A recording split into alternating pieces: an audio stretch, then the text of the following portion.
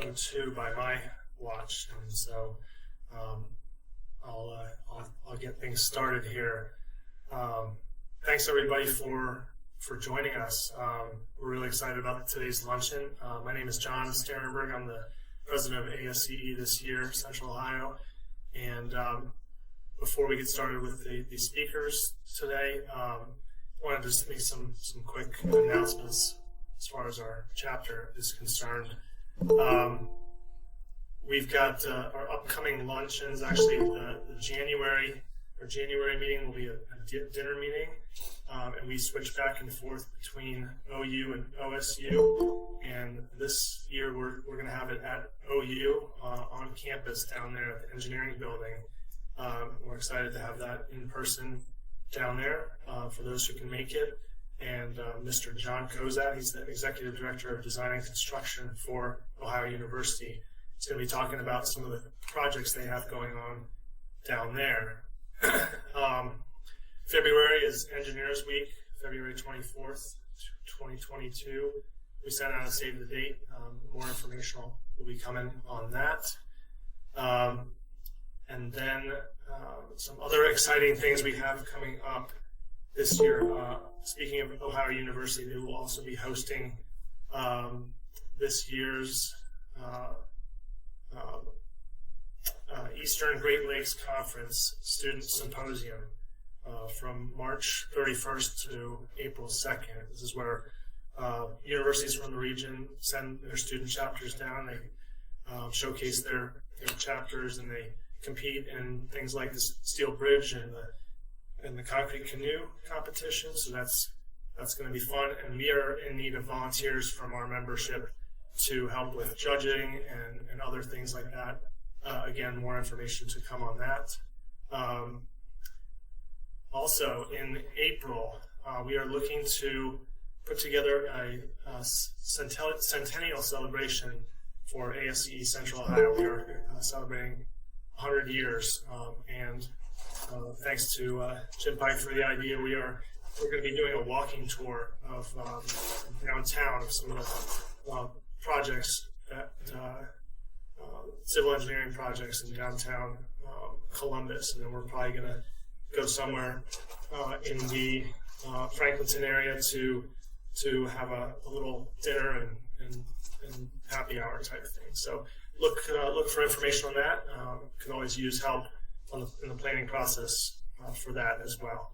And then also we have our spring technical seminar coming up in May. It's going to be traffic and transportation highway topics this year. Thomas Leiden is planning that one, and again, we will send out a save the date for that one here soon, but keep that on your radar. For today's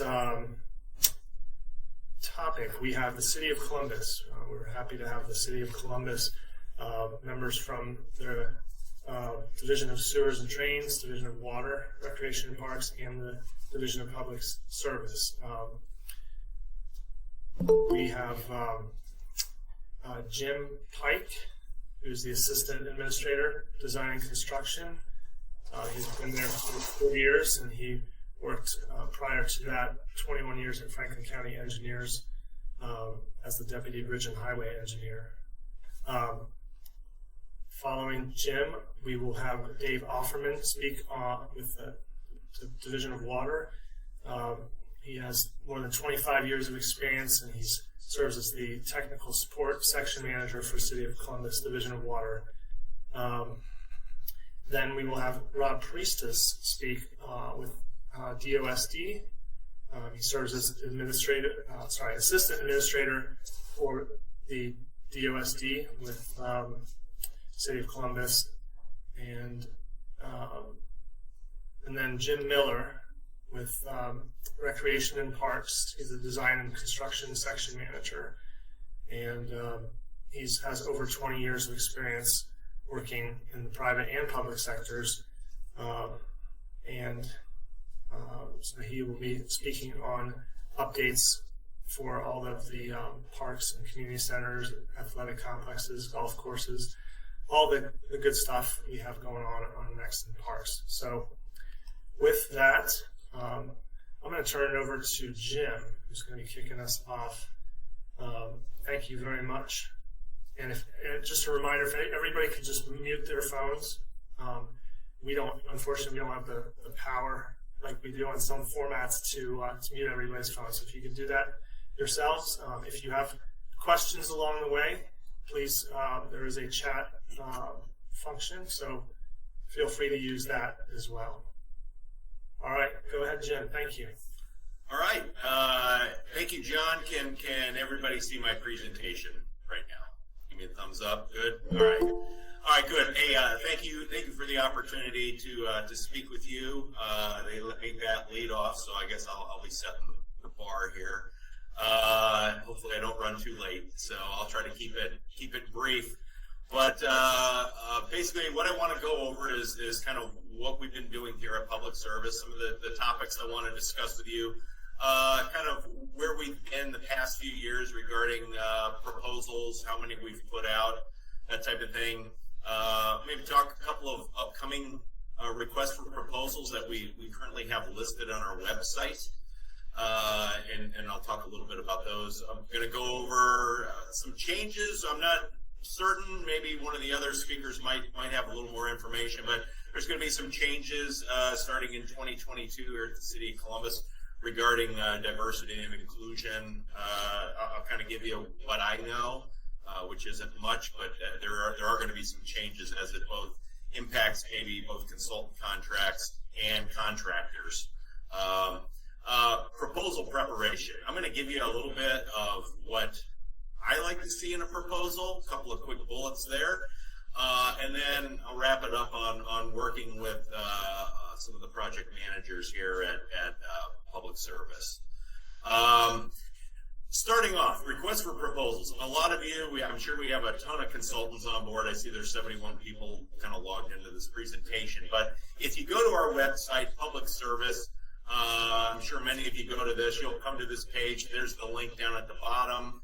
I'm not sure if these presentations will be shared later, but I'm sure many of you are familiar with that. You'll go to there, and there's a link that talks about upcoming requests for proposals, and there's also information on proposals that have recently been awarded. So to give you an idea, I'm just going back the last few years. So in 2018 we had 27 different contracts that we put out for consultants. And I'd like to say these they range in size, but generally they're usually in that at least a couple 100,000 range, and obviously they go up to some pretty significant numbers for some of the larger ones. 19 was a little bit down. I think that we got a lot of them out at the end of 18 that might have rolled over into 19, so that's a little bit why maybe the numbers are skewed a little bit. 2020, we put out about 18. And you can see 21, we've currently got 17. I think that number is a little higher now. There might be 18 or 19 that we've actually legislated and we've NTP'd. But we have a few more that are out that we're working on that we've made selections on. I think one just came in that we will make a selection on, a couple, and there's a few others that are posted. So we're looking at like 25 this year for consultant contracts. Want to talk about maybe what we have posted. So if you've seen or gone to our website, you maybe have seen these 3 projects. I'm going to briefly talk about each one down there. But when you go to that website, this is what you might see on any given time that shows what we currently know. And we like to put stuff up that we know with certainty. Doesn't mean that this is going to be the only 3 that we see listed, but we do know that these 3 we're moving forward on. So the first one I want to briefly talk about is our Downtown Signals Part 2. We like to call this the Rich Street Signals Project. My graphics are going to be rather crude. I'm not an expert, so I go in and do some editing. But basically, this is in the downtown, 3rd Street, 4th Street, 5th Street, and Grant. All going to be new signals. This project did receive emergency funding 2 years ago, so we're looking to starting to advance. So there will be a federal aspect to this. You can kind of read some of the description: sidewalks, curb ramps as needed to get the signals in, to get the curb ramps, the head buttons as well, and be a unique project. Downtown are always challenges due to the number of utilities down there. But this project, I believe, just actually got posted today. So go ahead and look for that on Bonfire. And this just posted today, and I think we're looking to have proposals due middle of January. Another one that's kind of new that we just this will probably get posted, we believe, next week. It's Livingston Avenue from 18th and Nelson. It's this whole corridor, kind of from starting at Children's Hospital and going all the way to almost to 70. And again, this is starting off as a study. It does have UIRF dollars. Looking at anything from potential lane configurations, traffic impacts, pedestrian crossing improvements or enhancements, and maybe speed reductions. So this project, we would imagine we'll look into that, come up with a game plan of maybe other projects that ultimately could get implemented. But this is just a study. And look for that one in maybe the next by next week. And finally, the third one that was listed is Eakin Road, shared use path from Wayne Avenue to Harrisburg Pike. I wanted to get that in and make sure that it's correctly spelled with Harrisburg Pike. But my own side note there. But yeah, this is a really unique project that has right now UIRF and DPS funding.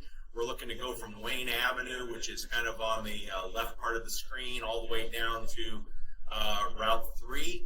A couple of the challenges: there is a bridge that'll need a crossing that'll need to take place. That would be the kind of the blue circle there on the left, and then of course there's a railroad crossing and how we need to do that. So this project has a lot of unique components. We're pretty excited about this project moving forward. I would say on this one, probably going to be leaning where we would be looking to apply for additional funding as well. So I would almost want to assume that this has the chance to get federal funding on that. So look for this one probably in March. Real quick, there was another project that's currently posted, and we just put out an addendum yesterday. I won't go into too much detail on it, but it was our pedestrian safety improvements general engineering contract that we currently have posted. One of the things we added to that, and I know those proposals were due next week, we pushed it to January 7th. We added an element in there for you to consider when assembling your teams to assist us with possible attributable funds applications. Through MORCSI, those applications are due next year towards the I think we're late summer, and we want to have you set up your team so that you do have the proper team members and percentages set up to help us with a couple of those.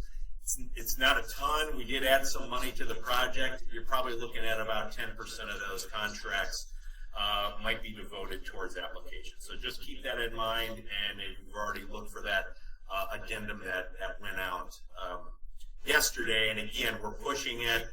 We're not heartless, so I wanted to make sure we're past the holidays at least, but start thinking about it this week, a little bit next week, and then the proposals will be due on January 7th. I mentioned briefly Office of Diversity and Inclusion. So what we're hearing is that there is there is going to be kind of, I don't know, requirements, but there's going to be a push to make sure that when assembling your teams, there is going to be, we're looking at DBE inclusion with that for both women, minority business owners, that type of thing. So I don't have a lot of information as they're getting ready to roll this out, but I just want you to kind of be on the ready. I know a lot of you already look at that when putting your teams together, but start thinking about that down the road. All right. And I'm going to go real quick over kind of some proposal preparation on what I like to see. Again, these are things that I look for, and I'm not on every selection. All right, so take this with a grain of salt. But the first one is I always like to make sure it's something that's very easy to understand. It's readable. The proposal flows well. You're not trying to cram in, that little small font, and the spacing is so tight that it makes it difficult to read. Just get your point across. I like to see it, and sometimes too much. I'm not picking up on all that. I'm not that smart of a guy. References, I always like to make sure that, I see a lot of references that you list on previous projects. Maybe we reach out and call some of these people. I would just say make sure that the PMs you have listed, or whoever for whatever project, that they're still there, they're current, the contact information makes sense. All right. We put out a lot of general engineering contracts or project specific. One of the things that for G's that I like to see is make sure, sometimes we don't know what projects those are going to be, hence the general engineering. So we always like to encourage, and I like to see, to make sure that your team, there's a lot of overlap in tasks, right? Like you have a couple of people that can both do roadway engineering, a couple that can both do, maybe it's a signals type thing. You got some people that are capable of doing multiple things. That'll make it easier for you to meet your, maybe your overall percentages that you saw in your proposal. And we're also looking to put a little more weight on, as GEs don't necessarily need to have as much of a project understanding because there may not be a specific project. So we're going to be focused on making sure your team looks good. The makeup of that will have a little more weight, as well as relevant experience. So those are a couple of things I like to see in regards to GEs. So I think I slipped this in. Let me go here. Project-specific contracts, again, encourage your team members to be capable of doing multiple things, not just one specific task. I get it. You might have somebody on there that's only going to be a geotech, right? We don't want to, I'm not saying I want to see somebody capable of, 3 different firms that could do that on your team, but if there are things, sidewalk design, BMP design, that type of thing, the more you can have that overlap, the better, all right? Number of sub-consultants, make sure it's not too big to manage, and don't take too big of a bite as a prime for yourself. All right, so again, some little things. I want to go back real quick, and this has come up recently that I want to encourage, because we've seen this on a few of our recent projects that we've put out, is make sure you and your subs are meeting the pre-qualifications that we're stating in our proposal. And we go along with the ODOT pre-quals on that. So make sure that what you have with ODOT is up to date and current. We would hate for you to spend a lot of time on a proposal only to be disqualified because a couple of members aren't pre-qualified yet, or their pre-qualification lapsed. So that's just, I just want to encourage, and it's not one particular proposal. We've seen this actually come up on quite a few recently. Okay, and then working with DPS, I only got a couple more slides here, but I just want to make sure that we're doing with us that we want to do business with you. Our program is very big, and I'm sure the people following me, they have that too. We need consultants. We need you guys to be working with us.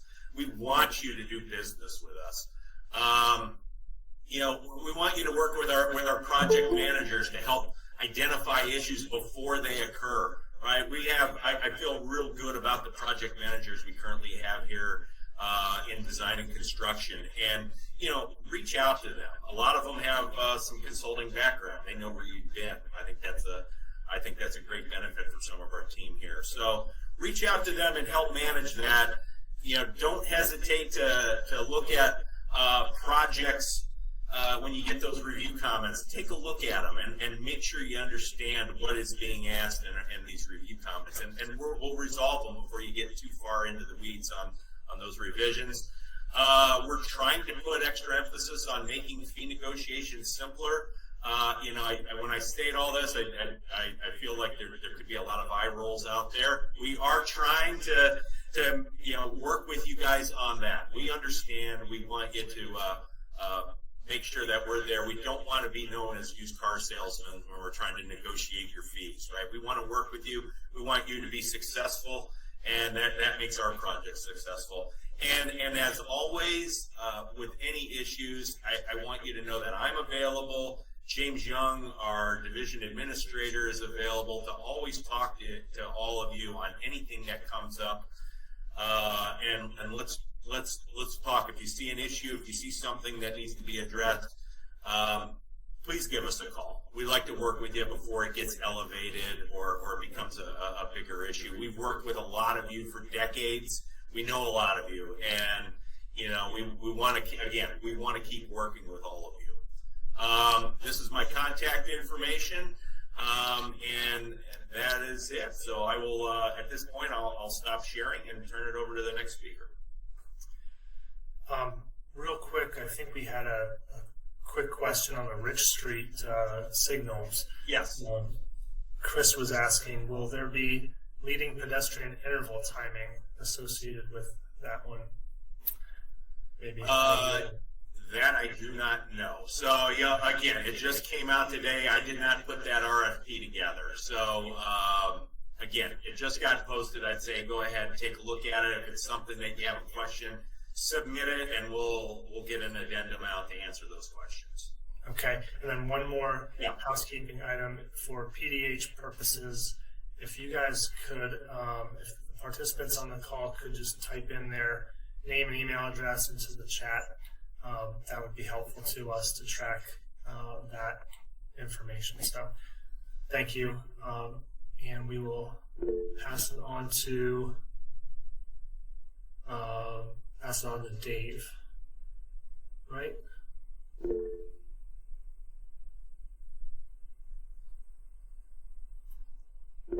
That's right. All right. Thanks, Jonathan. Are my slides on the screen? I see it. I see it, Dave. Yes. Right. Thank you. Just a moment.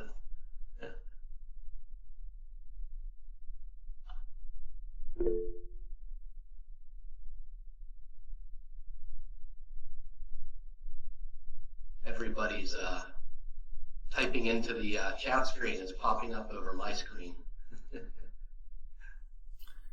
Oh, sorry about that. Yeah, no problem. Let me get this set up here.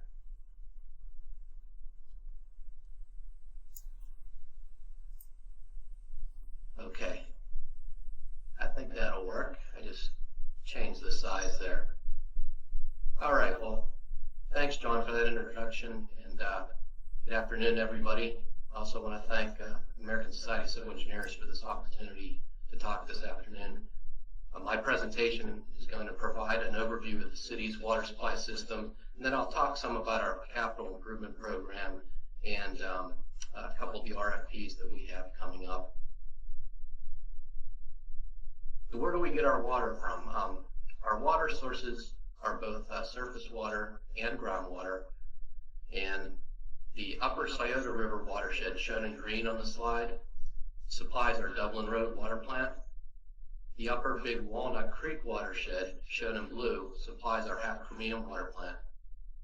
Our Parsons Avenue water plant uses groundwater supplied from a well field in southern Franklin County. The area in yellow designates the Allen Creek watershed reservoir.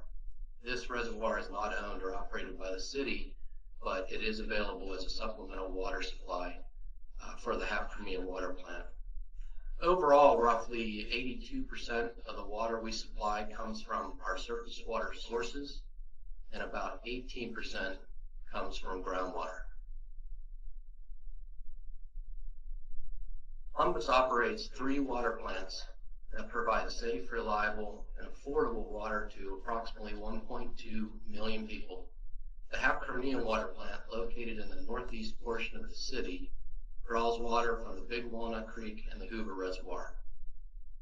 The Dublin Road water plant, located just west of downtown, draws water from the Scioto River and the Griggs, O'Shaughnessy, and the John R. Dowd reservoirs. The Parsons Avenue water plant, located on the south side of the city, uses groundwater supplied from 6 radial collector wells. In 2020, these facilities supplied more than 50 billion gallons of water to our customers. The Opferman water plant is a surface water plant that draws water from the Hoover Reservoir via the Big Walnut Creek. The plant was originally constructed in 1956 and was expanded in 1969. It is a 2-stage softening plant. Major improvements completed between 2013 and 2021 added ozone, biologically active filtration, standby power, and UV disinfection. HAP is our largest water plant with an approved capacity of 125 million gallons per day. It supplies water to the northern half of our service area. Its average day production is about 70 MGD, or roughly 50% of the average system demand. The Dublin Road water plant is a surface water plant that draws water from the Griggs, O'Shaughnessy, and Delt reservoirs via the Scioto River. The water plant was constructed in phases between 1968 and 1976, and it underwent a major upgrade between 2014 and 2019 that, similar to HAP, added ozone and biologically active filtration, standby power, but Dublin also, we also added an ion exchange system at Dublin for nitrate reduction. We're currently in the process of adding UV ultraviolet disinfection, which will come online in early 2022. Dublin Road has an approved treatment capacity of 80 million gallons per day and supplies water to the city's downtown, west, and southwest portions of the city. Its average day production is roughly 50 MGD, which is about 35% of our average system demand. The Parsons Avenue water plant is a groundwater plant that draws water from 6 horizontal collector wells. It came online in the early 1980s, making it our newest water plant, but still with about 40 years of service under its belt. Parsons underwent a major upgrade between 2015 and 2019 that primarily addressed age-related issues and electrical upgrade needs. It has an approved treatment capacity of 50 million gallons per day and supplies water to the south and southeastern portion of the service area. Its average day production is about 22 million gallons per day, or about 15% of our system demand. Our water service area is shown in light blue in the slide, and our service area resides primarily in Franklin County, with some small portions within adjacent counties.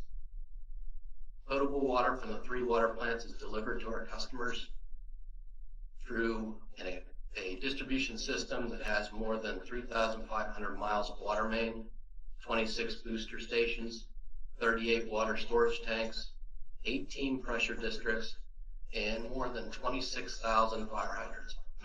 Excuse me. In addition to serving the city of Columbus, we also supply water to 24 other entities via full service agreements or master service agreements. Over the past 14 years, we've seen a net reduction in our water system demands of roughly 6.8%, going from a high of about 150 MGD down to a low of about 133 MGD around the 2015-16 time period. However, in the past 3 or 4 years, we are seeing demands pick up, and we've had a positive trend in the past 3 or 4 years that we expect to continue.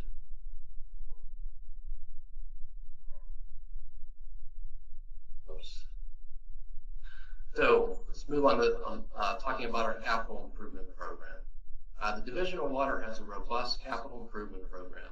We currently have about 80 active capital improvement projects in various stages of execution, and we legislated more than $100 million in capital improvement funding over the past year alone. Some example projects that we have going on right now are shown on the screen.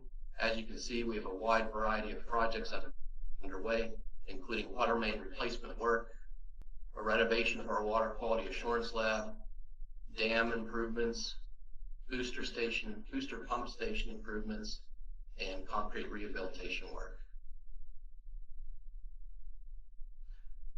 Looking forward, our 5-year capital improvement program from 2022 to 2027, we anticipate investing just over $1 billion into our water infrastructure. About 40% of that investment will go to water distribution system improvements, and about 60% will go to our water supply system improvements.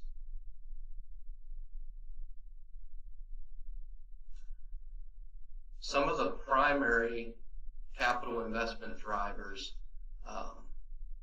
that are driving our capital spending over the next 5 years include increasing water demands, residuals management needs, metering improvements, and infrastructure age and condition. So looking at water demands, the central Ohio area is growing, with some projections calling for the area to add an additional 1 million people by 2050. So this growth will require improvements to our water supply, treatment, and distribution infrastructure to ensure we can meet these demands. In terms of residuals management, all 3 of our water plants produce sedimentation and softening residuals that must be handled and disposed of. To date, the Division of Water has been fortunate to have a cost-effective disposal option where residuals are stored in McKinley Avenue Quarry. However, that quarry has limited storage life remaining, and an alternate means to manage these residuals needs to be implemented. In terms of metering improvements, the division is implementing an enhanced metering project that will provide remote reading capability for our approximately 316,000 meters that we have in our system. Moving to this enhanced metering and remote metering platform that will improve customer service and increase operating efficiency. And of course, with any capital improvement program, you always got a large driver is always going to be infrastructure age and condition. Water infrastructure is designed to last a long time, but nothing lasts forever, and every piece of infrastructure eventually requires rehabilitation or replacement. So rehab and replacement of existing infrastructure accounts for a large percentage of our capital investment.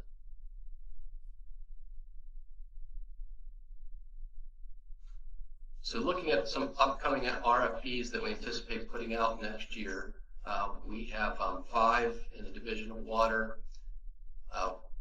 2 of those are associated with our 4th water plant project. We have an RFP for a general engineering services contract for the supply engineering group, a water distribution SCADA improvements project, and a project to make improvements at our Hoover dam facility. A list of upcoming RFPs for the Department of Public Utilities is maintained on the city's website at the URL shown on the slide. I know there's a lot of interest out there about our 4th water plant project, so I've got a couple slides here to dive into those 2 projects a little bit more. Projections recently developed under our Comprehensive Master Plan Update project indicate that maximum day demands will exceed our treatment capacity around 2035. So to meet these future water supply needs, the city is planning to construct a 4th water plant in the northwest portion of the service area. The plant will be located on city-owned property along Dublin Road, just south of Home Road. The inset on the slide there shows the property that we own up in that area that is designated for the 4th water plant. The preliminary concept for the plant calls for a 35 million gallon per day plant. An RFP will be issued in January for the engineering services to plan and design the new water supply facilities, including not only the plant, but intake facilities and residuals handling and disposal facilities. We anticipate the planning and design phases of the project to run from 2022 to 2026, and the construction phase to run from 2026 to 2030.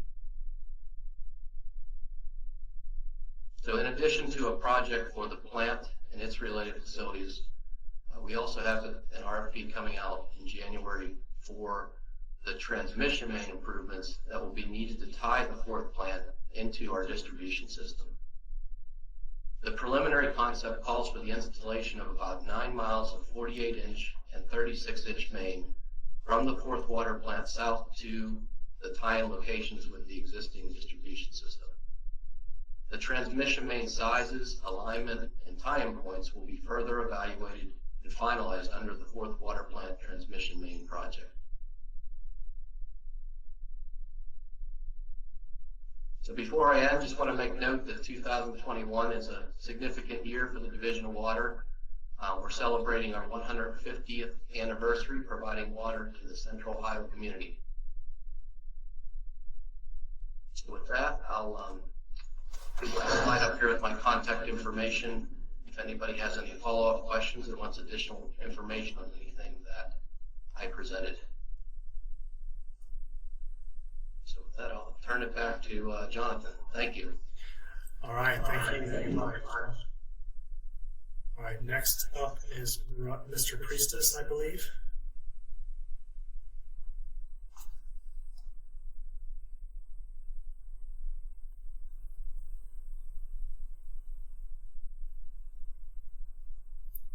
Yes, good afternoon, Jonathan. Appreciate you having me here today, and I appreciate ASCE having me here to speak this afternoon as well. Can everyone see the presentation all right on the screen? Yep. All right, great. For those of you that don't know me, I am Rob Priestess. I'm one of 2 assistant administrators for the Division of Sewers and Drains, and my primary oversight is really on our collection side, not so much our treatment, so bear with me any treatment-related items.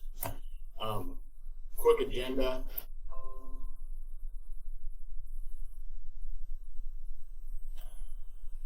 We'll do a quick overview of BOSB, an update of our consent order, talk about some potential career opportunities here with the department.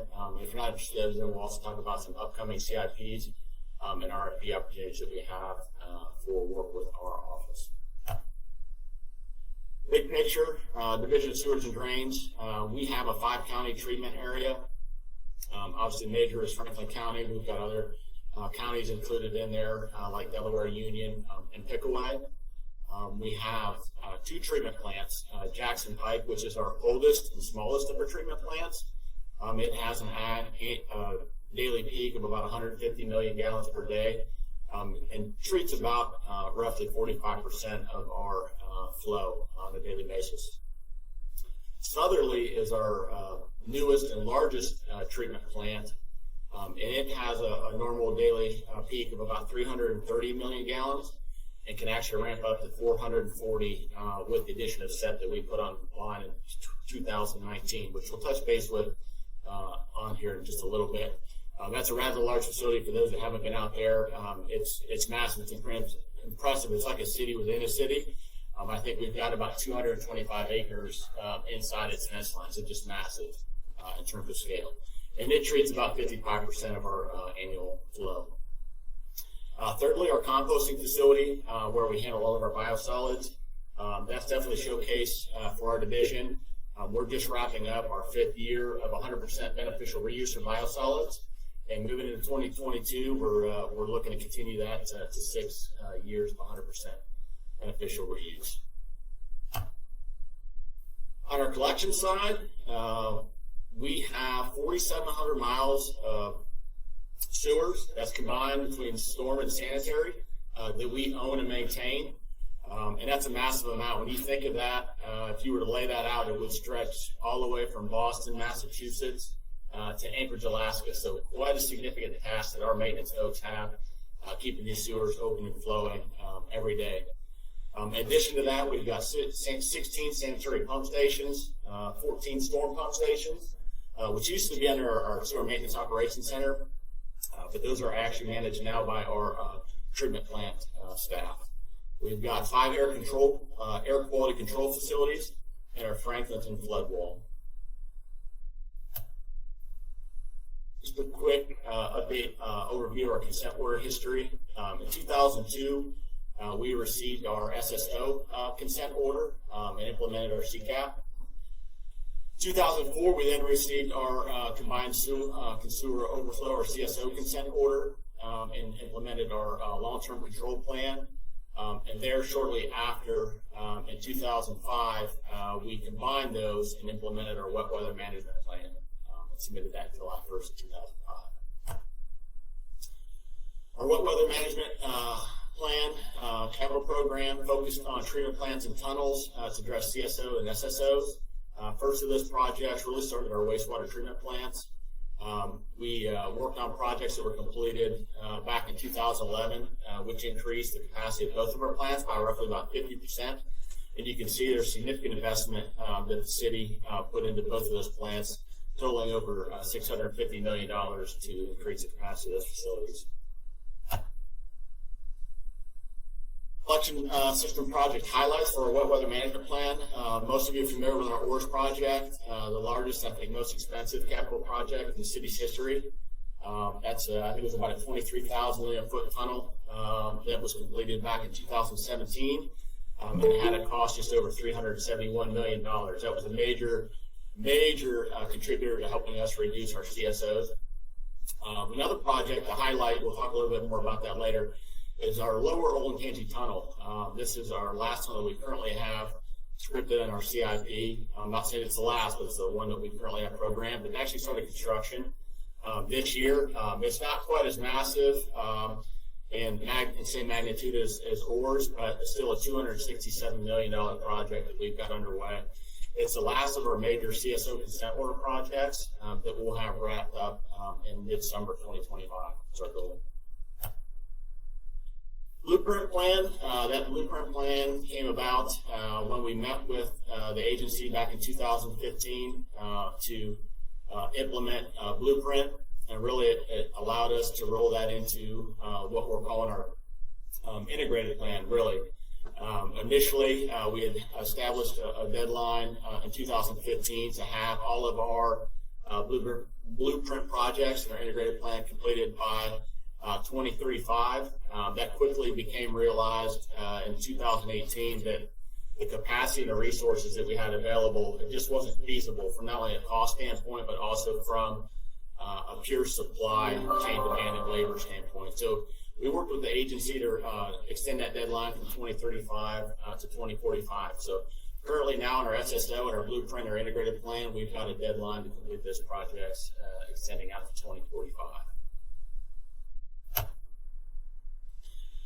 Blueprint plan, again, talking about the integrated plan, changes from the wet weather management plan, took that blueprint approach, that 4 pillars that are the key of our blueprint Columbus.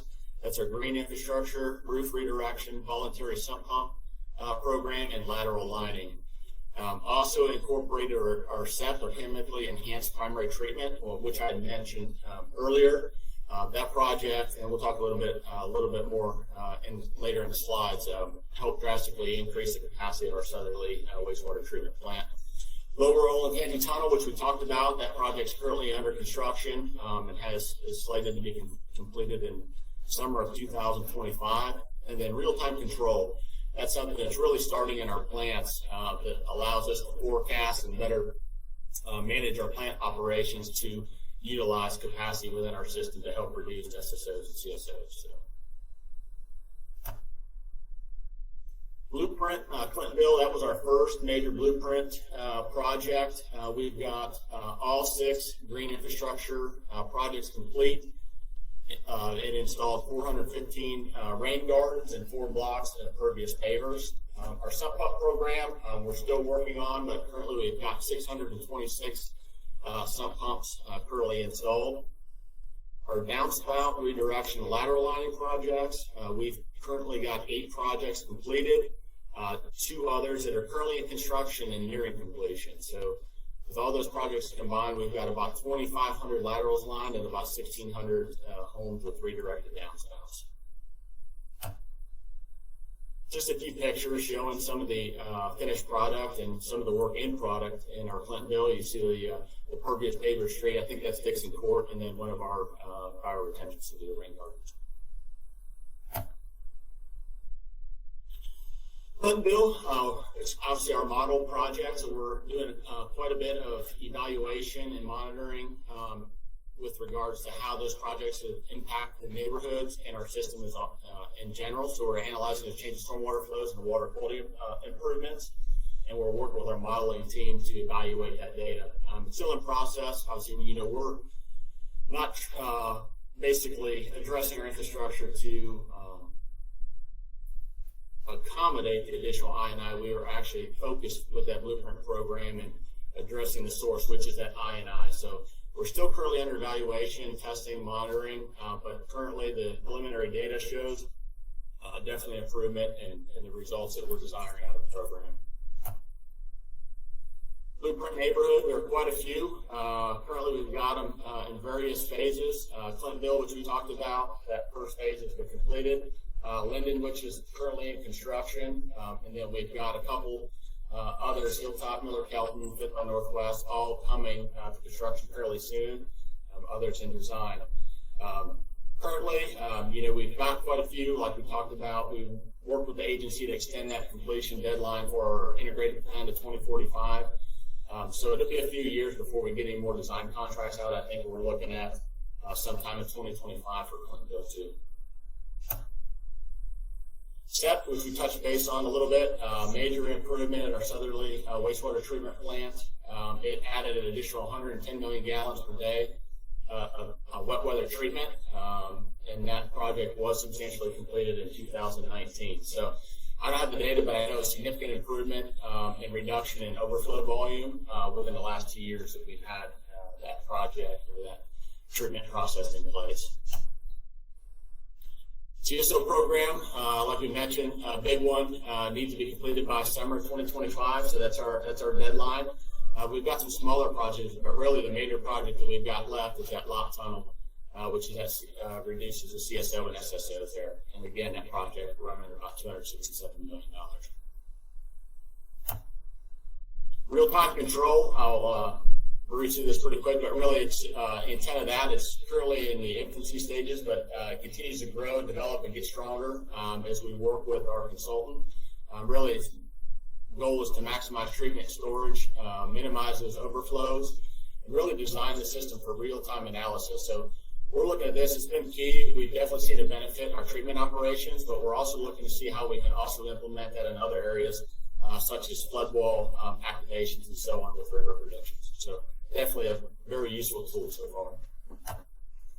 Overflow performance, you can see on the top, the blue shows annual rainfall depth. On the bottom shows total overflow. And you can definitely see since 2005 to 2020, related to rainfall depth, the improvements that we've made in our system and what the effects of the capital improvement and investment that we've had on our sewage system have had on our community and environment. Career opportunities, shameless plug. Obviously, if you're looking interested in career opportunities in the city, we've got a lot. I know we've got a lot of engineering positions and technical positions out there. If you're interested, please visit our website. You can sort those by department. We also have a lot of opportunities in other technical areas as well as maintenance and operations. If you're not interested in working for the city, you definitely looking to work with the city. We've got a lot of RFPs coming up for 2022. I know we're growing short on time, so I won't read through all of these, but this is just a small snapshot of what DOSD has coming out in 2022. So if you see anything that's interested, I definitely, the website that David presented, hop on our website, look at those projects.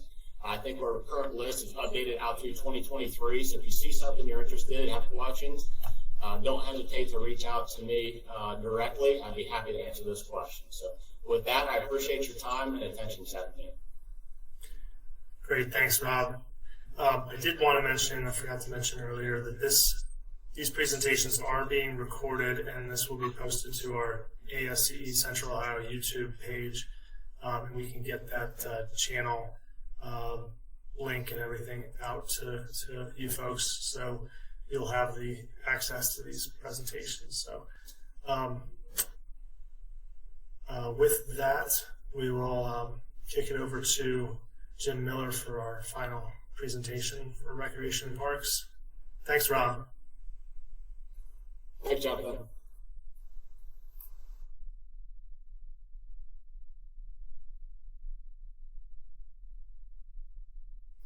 You're on mute, Jim. I hope everyone's doing well today. I think you can see my slides now. Am I right about that? Yes. Well, Great. it's you got the notes up too, but How do I make the notes go away? I think there's I've never had that happen before. up at the top. There should be a something on play slideshow or Start slideshow from Start. beginning. R11.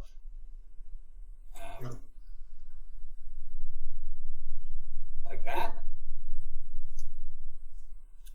You might have to reshare your screen again, Jim. Boy, I went over this on Tuesday. Didn't have this happen. Sorry about that. no problem. I don't.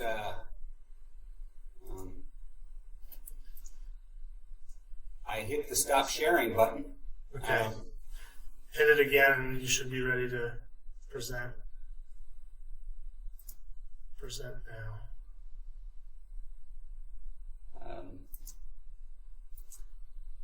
I'll try again.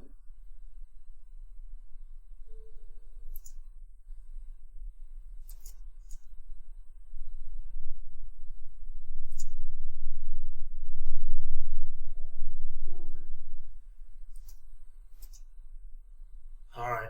How's that? Good to go now. Yeah, looks good. All righty. Thank you, ASCE, for having me again this year. This is my third year doing it. I look forward to it every year. This is the first year, I think, where I really spent a lot of time to put together a good presentation, so I hope you guys like it today. I always like to start with telling everybody who we are and what we do. I know when I started working here in 2018, I was surprised and unaware and a little bit naive on everything that we do actually do. And so I put it here in a slide. Over 400 parks, 3 reservoirs. Our friends at DPU, they manage everything that is, I like to say, wet in the reservoirs, and we manage everything that is dry and around it. Our trails, our greenways, our blueways, 29 community centers and athletic complexes. We have 6 golf courses. I have a wonderful picture of champions. I think this is hole number 12. If any of you, and there's 75 people in this presentation today, I don't know if any of the engineers in the room play golf, but this is one of my favorite holes. You can hit an amazing shot right down the middle of the fairway, and when your ball lands, you're in the rough. So again, one of my favorites. 8 outdoor pools, an aquatic center, 7 splash pads, 10 indoor and 20 outdoor venues for rentals, 4 marinas, docks, and 2 wedding venues.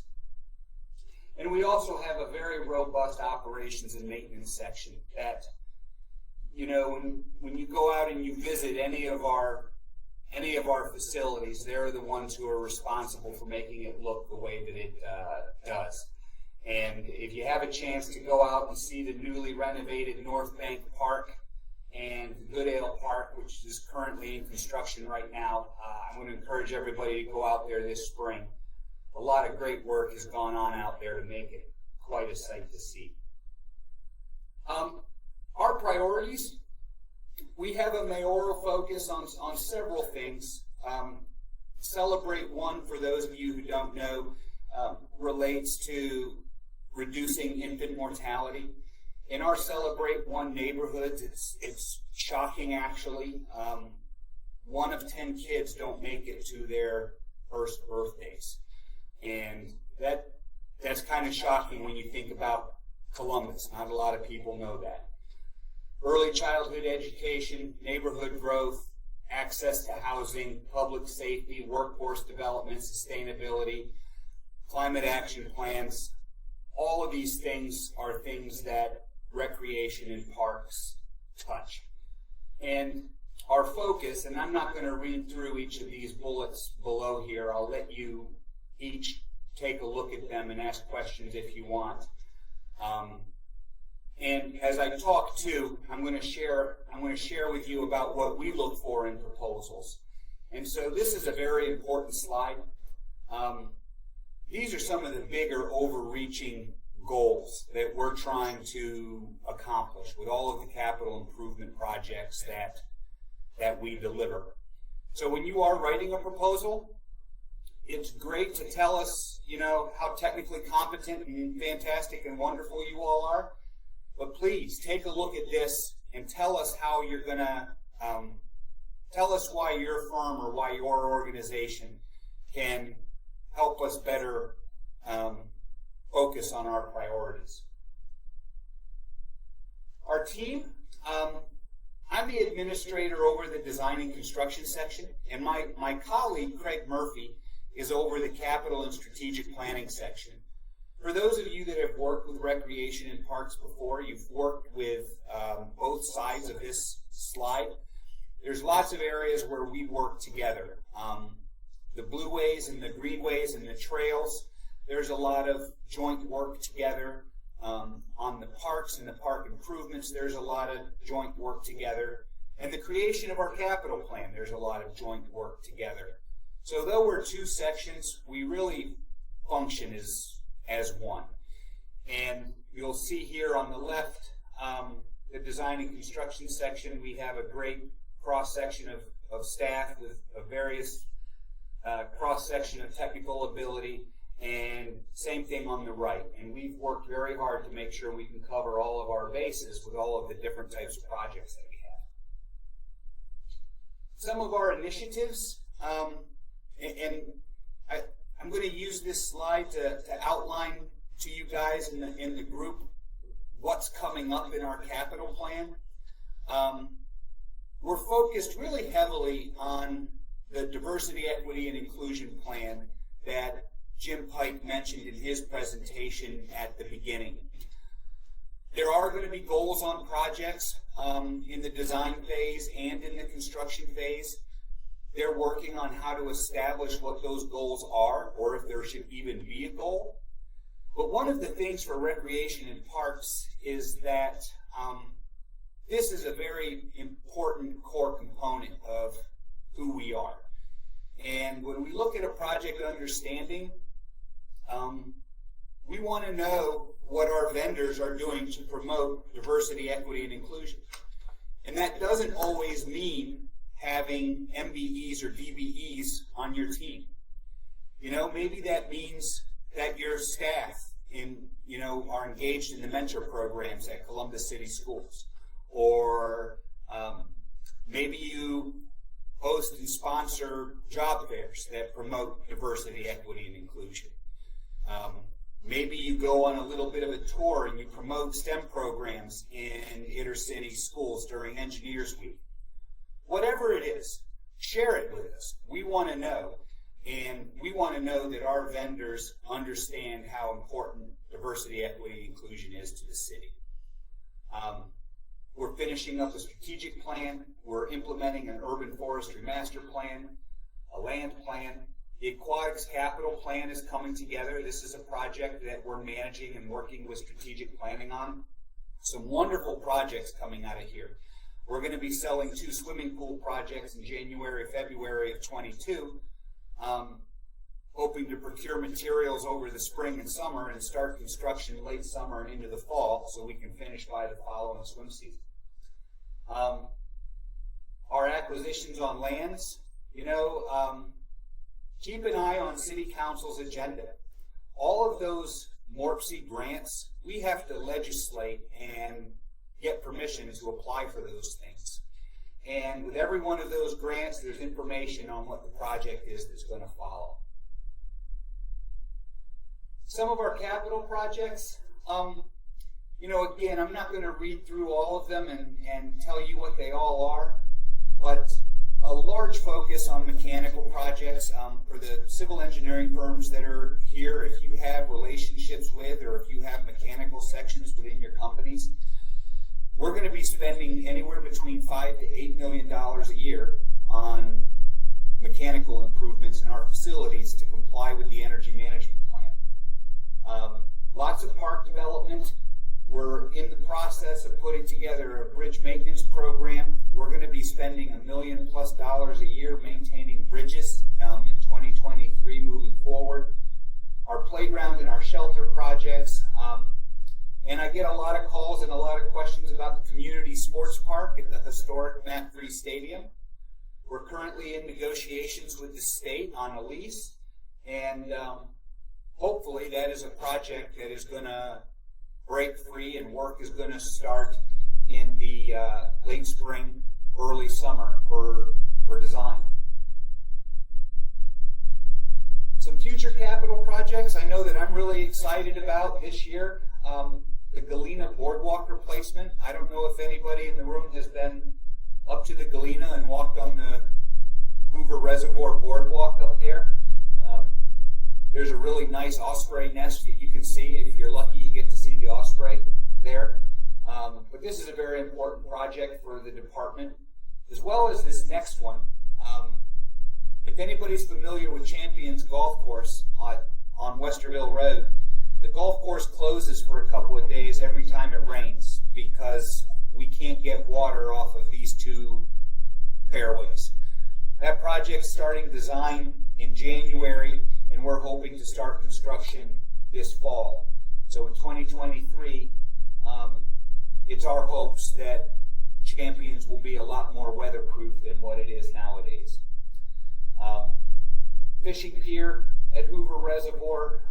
This is just borders in Westerville, just off of Sunbury Road and Walnut Street. Upper lower fields at Whetstone. We're going to be working on a Greenway and Blueway master plan this year, which is exciting. We have stream bank projects and a comprehensive master plan that we're going to be putting together later this year as well. And I also, every other year, when I do this presentation, I promote the General Architecture Engineering RFSQ. 22 is a year where we're going to go out and do those qualifications again and pre-qualify a handful of firms to get some of our projects, our smaller projects that need to move more quickly, projects typically with fees less than $100,000. This is a very efficient way for us to get projects executed quick and easy so that we can meet schedules and maintain service to our customers. And I know that I was really, really short on time, so I flew through that. But if you have any questions, you can reach me at the contact information here on this slide. And if you're wondering where that picture is taken, this is actually one of our parks, right in the inner city. And I'll challenge you guys to identify it, see how many people know about it. So with that, if there are any questions, I'll be happy to take them and get back to anybody.